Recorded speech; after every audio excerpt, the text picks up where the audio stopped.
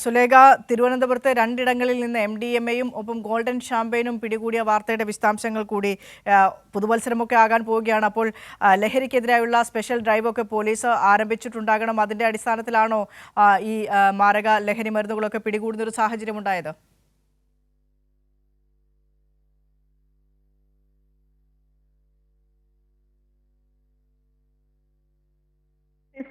പിടികൂടിയിട്ടുള്ളത് തുമ്പ ആറാട്ടുവഴി സ്വദേശികളായ ഷാരോൺ ജേക്കബ്, അതോടൊപ്പം തന്നെ ഡൊമിനിക് പീറ്റർ എന്നിവരിൽ നിന്നാണ് സിറ്റി ഡാൻസ് ഓഫ് ടീം ഈ ലഹരി വസ്തുക്കൾ പിടികൂടിയിട്ടുള്ളത്.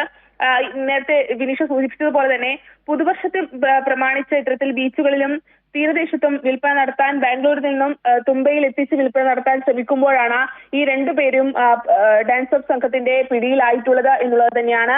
രഹസ്യ വിവരത്തിന്റെ അടിസ്ഥാനത്തിൽ നടത്തിയ പരിശോധനയ്ക്കിടെയാണ് ഇവർ കുടുങ്ങിയിട്ടുള്ളത്. ലഹരി കച്ചവടം നടത്തുന്നവരെ കർശനമായി ഇത്തരത്തിൽ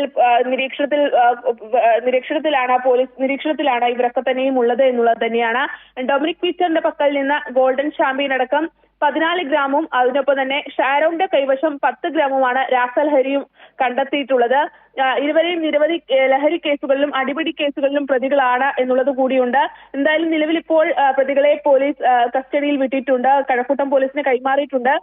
എന്തായാലും ന്യൂ ഇയർ പ്രമാണിച്ച് പുതുവത്സരം പ്രമാണിച്ച് കൂടുതൽ പരിശോധനകൾ ഉണ്ടാകും എന്നുള്ളത് തന്നെയാണ് പോലീസിന്റെ ഭാഗത്തു നിന്ന് ലഭിക്കുന്നത്. എന്തായാലും കഴക്കൂട്ടത്ത് നിന്ന് 2 ഇടങ്ങളിൽ നിന്നായാണ് ഇത്തരത്തിൽ MDMA-യും രാസലഹരിയും പിടികൂടിയിട്ടുള്ളത്.